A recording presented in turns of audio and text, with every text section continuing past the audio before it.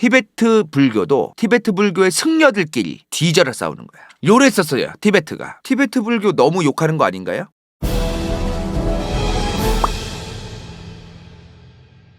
자, 최근까지 중국 편을 최대한 여러분들이 아실 수 있는 모든 내용을 다 설명드렸습니다. 그죠? 그리고 저번엔 이것도 했어요. 중국, 일본, 북한 설명회. 거기서 제가 이 말 했죠. 미국이랑 중국은 너무나 비슷한 게 많다. 미국도 다민족 국가, 다문화 국가죠. 중국도 다민족, 다문화 국가예요. 물론 중국은 미국보다도 인구가 훨씬 많지만 어찌되었든 이런 부분에선 비슷한 게 있다는 거. 자, 근데 문제는 비슷하지만 문제의 차원이 다르다. 미국은 그냥 다른 나라에 살던 사람들이 미국으로 온 거예요. 다른 나라 살다가 자기들이 미국 와서 여기는 우리 민족의 땅이다! 무슨 뭐 캘리포니아는 우리 민족의 땅, 이럴 거 아니잖아. 근데 중국은 달라요. 이미 수천 년 넘게 터잡고 살던 민족성, 민족의 땅. 우리가 왜 중국에 속해야 되냐? 우리는 위구르다. 우리는 티베트다. 요게 지금 중국의 문제라는 겁니다. 지금 그런 것 때문에 중국 공산당 정부가 지금까지도 조선족의 문화도 뭐 중화민족의 문화니 뭐니 뭐 이런 드립을 치고 뭐 이런 얘기들을 하는 거예요. 그죠? 옛날에 한 가지 사건이 있었어요. 조선족 관련된 건데 2000년대 초반에 이때가 한창 동북공정 시작할 때인데 이때 조선족들이 배우는 한글 이런 거에 중국 정부가 겐세이를 넣고 막 그랬거든요. 이때 조선족들이 중국에 살고 있는데도 대놓고 항의하고 막 그랬었어. 근데 이게 정부가 압력을 가하면서 그런 항의가 이제 사라집니다. 조선족들에 대해서도 이제 정부가 뭔가 탄압을 하거나 뭐 이제 그런 게 있었던 거죠. 지금은 조선족들이 별로 그런 거에 대해서 막 중국 정부에다가 대놓고 이래라 저래라 안 따지는 느낌이지만 옛날에는 그런 따지는 게 있었다는 거예요. 여기서 우리가 알 수 있는 게 뭐예요? 중국이란 국가는 지금 2022년에도 특정 민족들을 하나로서 통합하기가 상당히 어렵다. 지금 조선족 1세대들은 다 돌아가셨거든요. 이제 지금 2세대, 조선족 2세대가 중노년층이 됐어요. 그리고 지금 간다요 또래거나 간다요보다 조금 더 나이가 많으신 분, 아니면 간다요보다 어린 3세대, 4세대 조선족이 있단 말이야, 중국에. 지금 조선족 커뮤니티 안에서도 얘기가 나오는 게 뭐냐면 4세대부터는 조선족도 역사인식 자체가 별로 뭐 내가 조선족이든 말든 뭐 알 바 아니고 이런 사람들이 늘어나고 있대요. 실제로 지금. 조선족들의 민족의식이 굉장히 강했었는데 세대가 거듭되면서 그런 것도 이제 끝나고 있다. 2000년대에 중국 정부에 반발하는 조선족들의 어떤 칼럼 이런 게 상당히 있었어요. 그게. 근데 2010년 초중반 넘어가면서 시진핑 정부 들어서면서 거의 다 사라집니다. 뭐 공안들이 뭐 잡아갈 수도 있고 거기 뭐 그렇잖아요. 그러니까 그걸 좀 못하는 것 같아요. 최근에 2020년부터 중국 정부가 조선족 학교에서의 교육을 바꿉니다. 조선족 학교가 있잖아요. 자치주가 있으니까. 그런 데에서 초등학교, 중학교, 고등학교 과정은 이제 조선족 학교를 다닌단 말이야, 보통. 근데 여기서 조선어 수업이 필수였는데 한글 수업이 필수였는데 이걸 선택으로 바꿔요. 이게 또 웃긴 게 뭐냐면 선택 과목인데 저 조선어를 가르칠 거 아닙니까? 그 가르치는 사람이 중국어로 가르쳐요. 한국 사람이 영어 가르칠 때 한국어를 하면서 영어를 가르치잖아요. 조선족들이 조선어 수업을 듣는데 중국 사람 같은 중국어로 말하는 사람이 조선어로 가르치는 상황이 됐다는 거죠. 그리고 이게 선택 과목으로 바뀌었다는 게 무슨 의미가 있냐면 대학교 입시가 중국도 심해요. 근데 이걸 선택 과목으로 하면 조선어 수업을 대학 갈 때 별로 도움이 안 된다는 거야.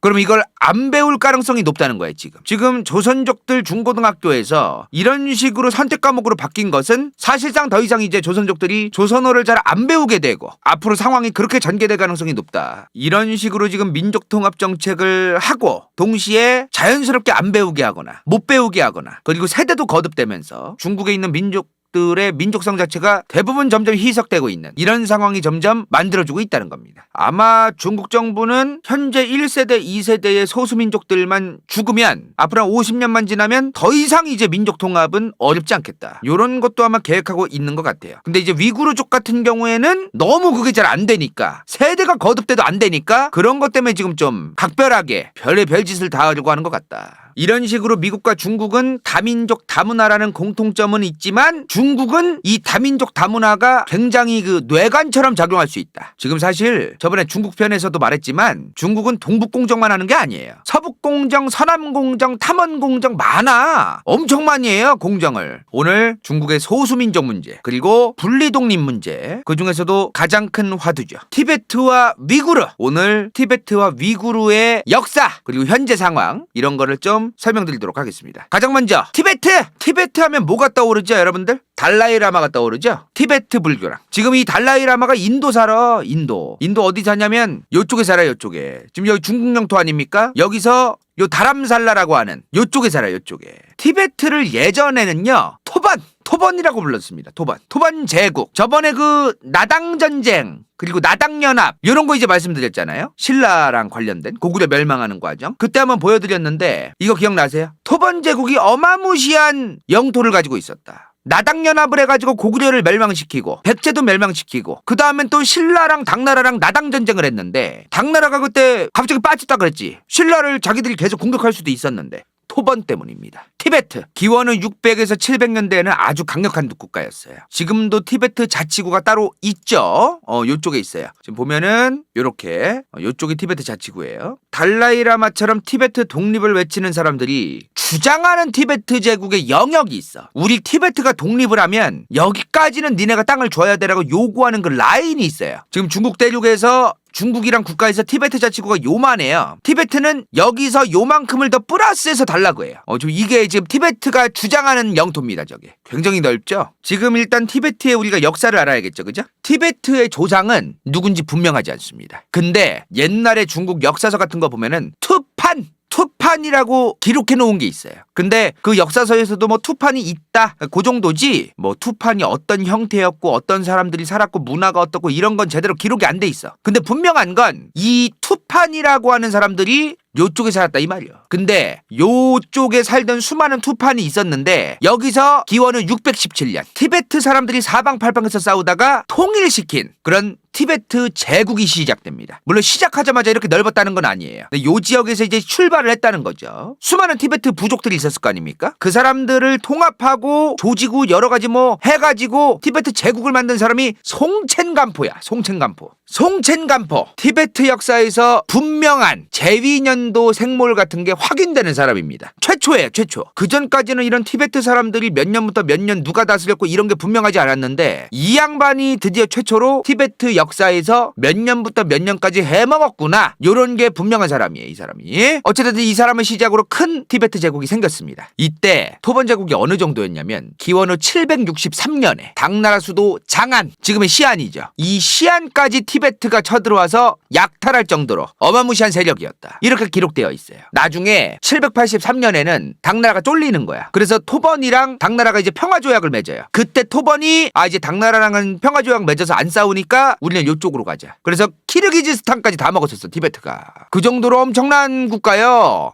영토가 대단했어요. 근데 저번 편에 유교편에서도 말했지만 통치체제가 있어야 된단 말이야. 통치체제. 정치꾼들이나 왕들이 이제 국민들을 쥐락펴락하려면은 국민들이 국가한테 대가리를 숙이게끔 하려는 그런 이유, 명분 이런 걸 이제 만들어줘야 되잖아요. 근데 티베트는 그런 게 없는 거야. 땅덩어리만 졸라 크고 뭔가 제대로 된 종교나 사상 이런 게 없었던 거죠. 이때 불교를 택한 겁니다. 불교. 이때 불교를 택해요. 원래는 티베트가 뭘 믿었냐면 뭐 애니미즘, 샤머니즘, 뭐 바위나 산 뭐 이런 거 산신령 뭐 이런 거 믿었었어. 근데 아까 초반에 말했던 송첸간포 있죠. 이 사람이 티베트 제국을 통일했을 때 티베트적인 불교가 이제 만들어진 거예요. 불교를 받아들였으나 이거 불교가 있네 가져와야지 하고서 받자마자 똑같이 할 수가 없는 거야. 나라마다 상황이 다르니까. 일단은 이 양반이 불교를 국교로 선포하고 스님이 되면 이 스님을 또 고위관료를 임명하기 시작합니다. 그럼 어떻게 돼요? 불교를 받아들였는데 그 불교를 믿고 스님이 돼야만 고위관료가 되고 높은 자리까지 정치꾼이 될 수 있다. 그러면 어떻게 해야 돼? 불교를 믿어야 출세하고 불교를 믿어야만 하는 거예요. 티베트 제국이란 국가 안에서 이제 불교라고 하는 거는 그냥 단순한 종교가 아닌 거예요. 저 티베트 불교를 믿어야만 출세도 할 수 있고 내가 먹고 살 수도 있고 막 그런 게 되는 거죠. 자, 그렇게 불교를 믿는 사람들이 만연해지고 국민들도 당연하게 생각하고 이제 그렇게 되어갑니다. 어거지로 믿으라고 한 게 아니라는 거예요. 불교를 자연스럽게 퍼뜨리고 국민들이 원해서 또 불교를 믿을 수밖에 없는 상황. 이런 거를 정치꾼들은 만들고 싶어 하잖아요. 그래야 불교를 또 많이 믿을 것이고. 당시 상황 보면은 자연스럽게 불교가 퍼질 수밖에 없고 모든 게 불교의 논리로 정치가 펼쳐지고. 근데 아까도 말했지만 티베트가 원래 산신령들 믿고 막 샤머니즘 믿고 막 그랬다 그랬잖아. 그래서 막 티베트 가면은 막 그 우리가 일반적으로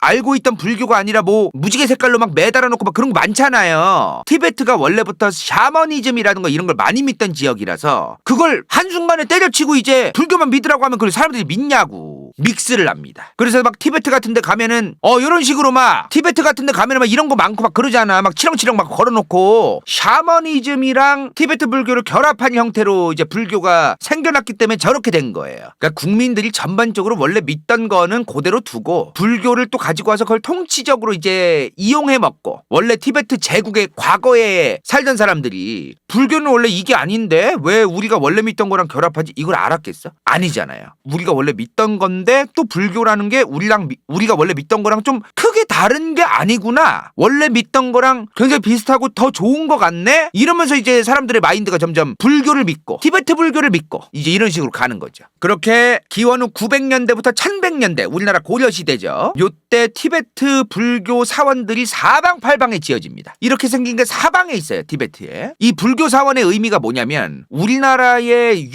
유교를 공부하던 사람들이 공부하던 그런 기관들이 있었을 거 아닙니까? 건물들이 똑같아요. 불교라고 하는 거는 티베트 사람들에게 종교자, 통치체제이자 공부를 하는 곳이자 정치경제의 중심지입니다. 국가의 정책적인 토대 자체가 불교잖아요. 불교라는 종교를 믿으면서 또 동시에 저 티베트 불교라는 걸 믿지 않으면 안 되는 것이고, 티베트 불교에 들어가서 사원에 들어가서 또 공부를 안 하면 안 되는 거야. 뭐든지 저 티베트 불교적으로 다 나오니까 사회 시스템 그 자체인 겁니다. 예컨대 지금 대한민국에서 정책적으로 뭘 새로운 정책을 만들 때 민주주의나 자유주의를 토대로 만드는 게 당연하잖아요. 국민들이 아무리 먹고 사는 게 힘들고 그래도 옛날에는 고려시대 조선시대 때는 왕정은 그래도 당연한 거 아닌가? 이랬단 말이에요. 사람들이 당연하다고 생각하면은 잘못됐든 잘못되지 않았든 일단은 요걸 전제로 원래 있던 거를 전제로 무조건 바꿔야 된다, 이렇게 생각을 하게 된단 말이야. 일단 이미 그렇게 돼버렸어요. 티베트는 티베트 불교가 굉장히 강력한 영향력을 행사하는 그런 시대였다. 근데 나중 가서 티베트 불교가 되게 특이한 게 뭐냐면 이 티베트 불교 사원들 있죠. 우리나라로 따지면 그 지역마다 절 있잖아요. 절. 이런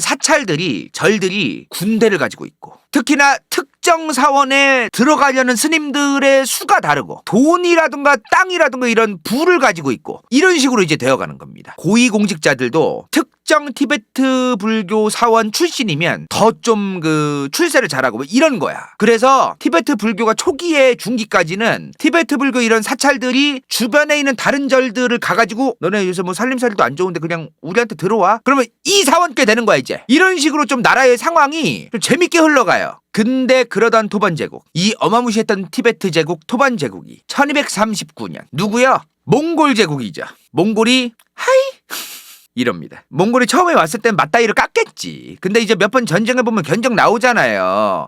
얘네랑 그냥 맞다이 까면 우리 다 뒤지겠다. 쇼부를 봐야겠다. 그렇게 당시 티베트 제국에서 가장 큰 사찰, 가장 큰 불교 사원의 승려가 대표단으로 갑니다. 아니 왜 나라와 나랏일을 왜 스님이 가가지고 저걸 하지? 아까 말했죠. 당시 티베트 제국은 티베트 불교 사원의 특정 승려가 더 고위직까지 올라가기도 하고 사찰의 권력이 엄청나게 셌다는 거. 특정 불교 사원의 승려가 저기 가는 게 이상한 게 아니라는 거예요. 자, 그렇게 티베트 불교 사원에서 가장 큰 불교 사원의 승려가 몽골 제국을 만나서 협상을 합니다. 여기서 근데 몽골이 짱구를 불려. 티베트 얘네는 불교의 영향력이 원체 지금 그냥 불교 자체가 권력이네. 승려들이 사실상 정치인이고 이런 느낌이니까 우리 몽골이 티베트를 쥐락펴락하게 만들려면 티베트 불교계의 불교 승려 우두머리들만 우리가 조종하면 된다. 이러면 끝나겠다라고 판단합니다. 그러면서 모든 티베트 제국의 정치 권력이 티베트 불교 승려로 꽉 채워집니다. 이때 아무런 뭐 그거에 대해서 막 반발심도 별로 없고 당시 다 믿었으니까 불교를 사람들이. 티베트 제국의 역사에서 중기와 후기는 중세 유럽의 로마 가톨릭 느낌이에요.